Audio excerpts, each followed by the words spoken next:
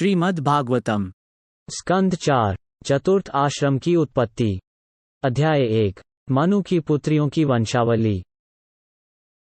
श्री मैत्रेय ने कहा कि स्वयंभुव मनु की उनकी पत्नी शत्रुपा से 3 कन्याएं हुईं, जिनके नाम आकुति, देवहूति और प्रसूति थे। आकुति के 2 भाई थे, लेकिन उनके बावजूद राजा स्वयंभुव मनु ने प्रजापति रुचि से उसकी शादी इस शर्त पर की थी कि उससे जो पुत्र पैदा होगा वो मनु को पुत्र के रूप में लौटा दिया जाएगा। उन्होंने ऐसा अपनी पत्नी शत्रुपा से परामर्श करके किया था। जीवात्माओं के जनक के रूप में नियुक्त प्रजापति एवं अपने ब्रह्मज्ञान में परम शक्तिशाली रुचि को उनकी पत्नी आकुति के गर्भ से एक पुत्र और एक पुत्री की प्राप्ति हुई। आकुति के 2 बच्चों में से एक लड़का सीधा परम पुरुषोत्तम भगवान का अवतार था और उसका नाम यज्ञ था, जो कि भगवान विष्णु का दूसरा नाम है।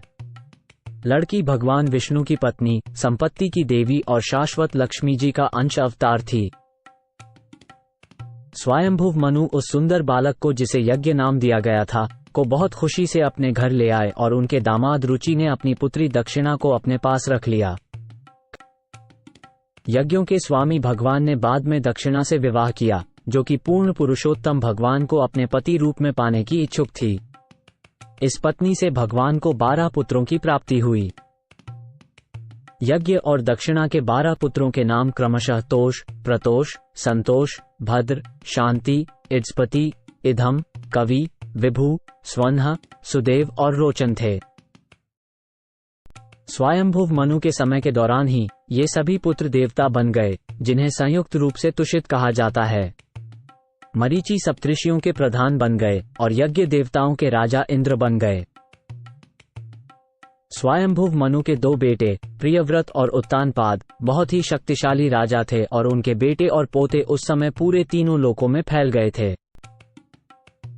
हे मेरे पुत्र, स्वयंभुव मनु ने अपनी अत्यंत प्रिय पुत्री देवहूति का विवाह कर्दम मुनि के साथ कर दिया। मैं इनके बारे में तुम्हें पहले ही बता चुका हूं और तुम उनके विषय में लगभग पूरी तरह से सुन भी चुके हो। स्वयंभुव मनु ने प्रसूति नामक अपनी बेटी ब्रह्मा के पुत्र दक्ष को सौंप दी, जो जीवों के पूर्वजों में से एक थे। दक्ष के वंशज तीनों लोकों में फैले हुए हैं। मैंने तुम्हें कर्दम मुनि की 9 कन्याओं के बारे में पहले ही बताया है कि उन्हें 9 अलग अलग ऋषियों को सौंपा गया था। अब मैं उन 9 कन्याओं की संतानों का वर्णन करूंगा। तुम मुझसे उनके बारे में सुनो। कर्दम मुनि की पुत्री कला का विवाह मरीचि से हुआ। इस विवाह से 2 संतानें हुईं, एक पुत्र कश्यप और दूसरी पुत्री पूर्णिमा। कश्यप और पूर्णिमा के वंशज पूरे विश्व में फैल गए। हे विदुर, कश्यप और पूर्णिमा नाम के 2 संतानों में से पूर्णिमा के 3 बच्चे हुए, जिनके नाम विरजा, विश्वगा और देवकुल्या थे। इन तीनों में से देवकुल्या वह पानी थी जिससे भगवान के चरण कमल धोए गए थे और जो बाद में स्वर्गलोक की गंगा में बदल गई। अत्रि मुनि की पत्नी अनसुया ने 3 बहुत प्रसिद्ध पुत्रों को जन्म दिया, सोम, दत्तात्रेय और दुर्वासा। ये तीनों भगवान विष्णु, भगवान शिव और भगवान ब्रह्मा के अंशावतार थे। सोम भगवान ब्रह्मा के अंशावतार थे, दत्तात्रेय भगवान विष्णु के अंशावतार थे और दुर्वासा भगवान शिव के अंशावतार थे।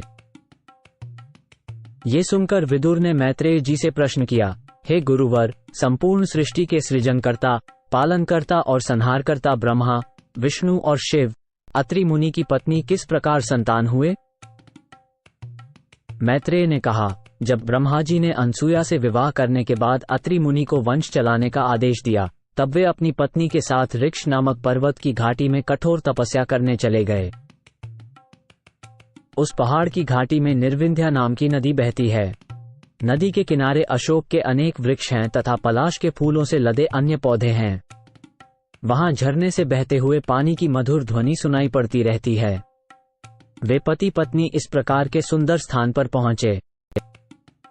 वहां महान ऋषि ने योगिक प्राणायाम के द्वारा अपने मन को एकाग्र किया और तब समस्त आसक्ति पर संयम करते हुए बिना भोजन ग्रहण किए केवल वायु का सेवन करते रहे और 100 वर्षों तक एक पैर पर खड़े रहे। वे मन ही मन सोच रहे थे कि मैं जिस परमेश्वर की शरण में आया हूं और जो संपूर्ण जगत का स्वामी है, हे प्रभु, आप मुझ पर प्रसन्न होकर मुझे अपने समान ही एक पुत्र प्रदान करें। जब अत्रि मुनि घोर तपस्या कर रहे थे तो उनके प्राणायाम के कारण उनके सिर से एक प्रज्वलित आग निकली, जिसे तीनों लोकों के तीनों प्रमुख देवों ने देखा।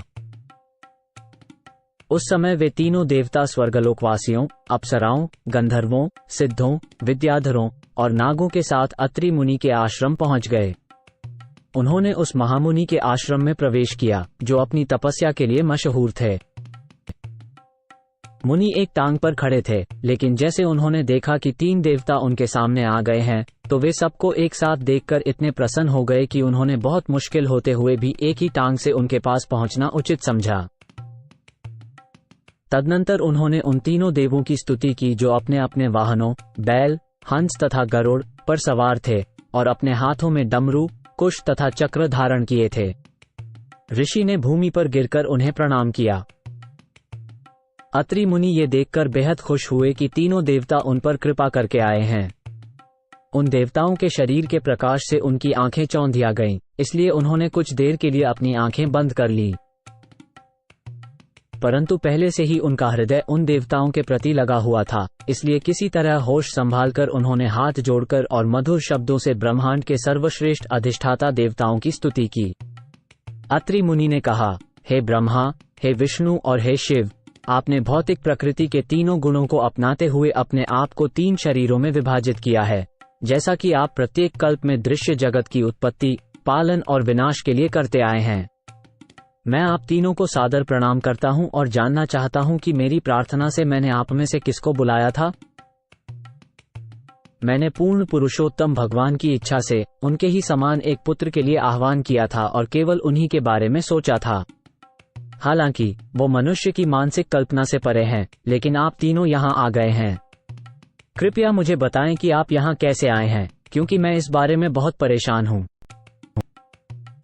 मैत्रेय महामुनि ने कहा। अत्रि मुनि को इस प्रकार बोलते हुए सुनकर तीनों महान देवता मुस्कुराए और उन्होंने मधुर वाणी में निम्नलिखित उत्तर दिया। तीनों देवताओं ने अत्रि मुनि से कहा, हे ब्राह्मण, तुम अपने संकल्प में परिपूर्ण हो, इसलिए तुमने जैसा भी निर्णय लिया है वही होगा, उसके विपरीत कुछ नहीं होगा। हम सब तुम जिन पुरुष का ध्यान कर रहे थे वही हैं, और इसीलिए हम सब तुम्हारे पास आए हैं। हे मुनिवर, हमारी शक्ति के अंशस्वरूप तुम्हारे पुत्रों का जन्म होगा, और चूंकि हम तुम्हारे कल्याण के इच्छुक हैं, इसलिए वे पुत्र तुम्हारी ख्याति को पूरी दुनिया में फैलाएंगे।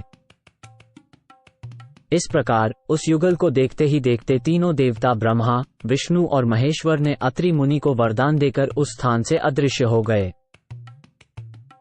उसके बाद ब्रह्मा के अंशावतार से चंद्रदेव ने जन्म लिया, विष्णु के अंशावतार से महान योगी दत्तात्रेय का जन्म हुआ और शंकर, शिव जी के अंशावतार से दुर्वासा का जन्म हुआ।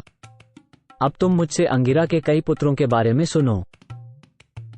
अंगिरा की पत्नी श्रद्धा ने 4 कन्याओं को जन्म दिया, जिनका नाम सिनिवाली, कुहू, राका और अनुमति था। इन 4 पुत्रियों के अलावा उसके 2 पुत्र भी थे। एक का नाम उतथ्य था और दूसरा महान विद्वान बृहस्पति था। पुलस्त्य को उनकी पत्नी हविर्भू से अगस्त्य नाम से एक पुत्र मिला, जो अपने अगले जन्म में दहराग्नि बन गए। इसके अलावा पुलस्त्य के एक और महान और पवित्र पुत्र हुए, जिसका नाम विश्रवा था। विश्रवा की 2 पत्नियां थीं। प्रथम पत्नी इड्विडा थीं। उनसे समस्त यक्षों के स्वामी कुबेर का जन्म हुआ। दूसरी पत्नी का नाम केशिनी था। उनसे 3 पुत्रों का जन्म हुआ। वे थे रावण, कुंभकर्ण और विभीषण। ऋषि पुल की पत्नी गति ने 3 पुत्रों को जन्म दिया, जिनके नाम क्रमशः कर्मश्रेष्ठ, वरियान और सहिष्णु थे। ये तीनों ही महान साधु थे। क्रतु की पत्नी क्रिया ने 60,000 ऋषियों को जन्म दिया, जिन्हें वालखिल्य कहा जाता था। ये सभी ऋषि आध्यात्मिक ज्ञान में अत्यधिक उन्नत थे और उनके शरीर उस ज्ञान से प्रकाशित थे। महान ऋषि वशिष्ठ ने अपनी पत्नी ऊर्जा से, जिसे अरुंधति भी कहा जाता है, 7 पुत्रों को जन्म दिया, जो सभी बड़े ऋषि थे। उनमें से एक का नाम चित्रकेतु था। इन 7 ऋषियों के नाम निम्नलिखित हैं: चित्रकेतु, सुरोचि, बिरजा, मित्र, उल्बण, वसुभृद्यान और द्युमान। वशिष्ठ की दूसरी पत्नी से कुछ अन्य अत्यंत योग्य पुत्र हुए थे। अश्वशिर नामक पुत्र को जन्म दिया, जिसे व्रतधारी होने के कारण दध्यंश कहा गया। अब तुम मुझसे भृगु मुनि के वंश के विषय में सुनो। अथर्वा मुनि की पत्नी चिति ने, जो कि एक महान व्रत के कारण दध्यंश नाम का पुत्र था। अब तुम मुझसे भृगु ऋषि के वंश के बारे में सुन सकते हो। ऋषि भृगु अति भाग्यशाली थे। उनकी पत्नी ख्याति से उन्हें 2 पुत्र धात और विधाता तथा एक पुत्री श्री संतान रूप में प्राप्त हुई। श्री भगवान की भक्त थी। मेरु ऋषि की 2 पुत्रियां थीं, आयति और नियति, जिनको उन्होंने दान में धाता और विधाता को दे दिया। आयति और नियति से मृकंड और प्राण नामक 2 पुत्र उत्पन्न हुए। मृकंड से मार्कंडेय मुनि और प्राण से वेदशिर ऋषि का जन्म हुआ। वेदशिर के पुत्र उष्णा शुक्राचार्य थे, जिन्हें कवि भी कहा जाता था। इस प्रकार कवि भी भृगुवंशी थे। हे विदुर, इस प्रकार इन ऋषियों और कर्दम की पुत्रियों के वंशजों से संसार की आबादी बढ़ गई। जो कोई भी इस वंश के वर्णन को श्रद्धा के साथ सुनता है, वो सभी पाप प्रतिक्रियाओं से मुक्त हो जाता है। मनु की एक और बेटी का नाम प्रसूति था। उसने ब्रह्मा के पुत्र दक्ष से शादी की। दक्ष ने अपनी पत्नी प्रसूति से 16 कमल के समान सुंदर आंखों वाली कन्याओं को जन्म दिया। इन 16 कन्याओं में से 13 का विवाह धर्म से और 1 का विवाह अग्नि से करवाया गया। दक्ष ने शेष 2 कन्याओं में से एक को पितृलोक में दान कर दिया, जहां वो प्रेम पूर्वक रह रही है, और दूसरी कन्या शिव जी को दान कर दी, जो सभी पापियों के उद्धारक और भव बंधन से मुक्ति दिलाने वाले हैं। दक्ष ने जिन्हें 13 कन्याओं को धर्म को दिया, उनके नाम श्रद्धा, मैत्री, दया, शांति, तुष्टि, पुष्टि, क्रिया, उन्नति, बुद्धि, मेधा, तितिक्षा, हरि और मूर्ति थे। इन 13 कन्याओं ने पुत्रों को जन्म दिया, जिनमें से श्रद्धा ने शुभ को जन्म दिया, मैत्री ने प्रसाद को, दया ने अभय को, शांति ने सुख को, तुष्टि ने मुद को, पुष्टि ने स्मेह को, क्रिया ने योग को, उन्नति ने दर्प को, बुद्धि ने अर्थ को, मेधा ने स्मृति को, तितिक्षा ने क्षेम को और हरि ने प्रश्न को जन्म दिया। समस्त गुणों की खान मूर्ति ने नर नारायण को जन्म दिया, जो पूर्ण पुरुषोत्तम भगवान हैं। नर नारायण के अवतार के समय संपूर्ण संसार हर्ष से उमड़ पड़ा। सभी का मन शांत था, जिससे चारों दिशाओं में वायु, नदियां एवं पर्वत मनोहारी लगने लगे। स्वर्गीय गृहों में संगीत की मधुर ध्वनियां गूंजने लगीं और आकाश से फूलों की वर्षा होने लगी। प्रसन्न हुए ऋषियों ने वैदिक मंत्रों का उच्चारण किया। स्वर्गलोक के निवासी गंधर्वों और किन्नरों ने गाना शुरू कर दिया और स्वर्ग की सुंदर अप्सराएं नाचने लगीं। इस प्रकार नर नारायण के प्रकट होने के समय सभी शुभ संकेत दिखाई पड़ने लगे। उसी समय ब्रह्मा जैसे महान देवताओं ने भी अपनी श्रद्धा और सम्मान के साथ प्रार्थनाएं अर्पित की। देवताओं ने कहा, हम उस सर्वोच्च देवता को नमन करते हैं जिन्होंने अपनी बाहरी ऊर्जा के रूप में इस संसार की रचना की है, जो उनमें वैसे ही स्थित है जैसे हवा और बादल अंतरिक्ष में रहते हैं, और जो अब धर्म के घर में नर नारायण ऋषि के रूप में प्रकट हुए हैं। सृष्टि की समस्त विपत्तियों को नष्ट करके शांति और समृद्धि की रचना करने वाले और प्रामाणिक वैदिक साहित्यों में यथावत वर्णित सर्वोच्च पुरुषोत्तम भगवान हम देवताओं पर कृपा दृष्टि डालें। उनकी कृपा दृष्टि श्रीलक्ष्मी के आसन निर्मल कमल की शोभा को भी फीकी कर देती है। मैत्रेय जी बोले, हे विदुर, इस प्रकार देवताओं ने नर नारायण ऋषि के रूप में प्रकट हुए भगवान की प्रार्थना के साथ पूजा की। भगवान ने उन पर दया की दृष्टि डाली और फिर गंधमादन पर्वत की ओर प्रस्थान कर गए। कृष्ण के अंश विस्तार नर नारायण ऋषि अब यदु और कुरु वंश में क्रमशः कृष्ण और अर्जुन के रूप में प्रकट हुए हैं, ताकि दुनिया के बोझ को हल्का किया जा सके।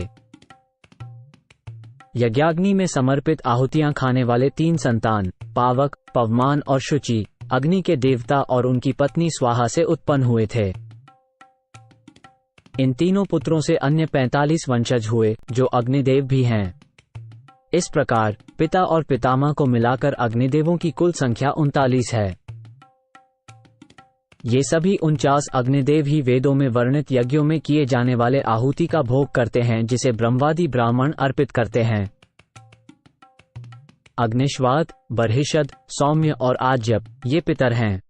ये या तो वैदिक मंत्रों और आहुतियों द्वारा हवन यज्ञ करते हैं या नहीं करते हैं।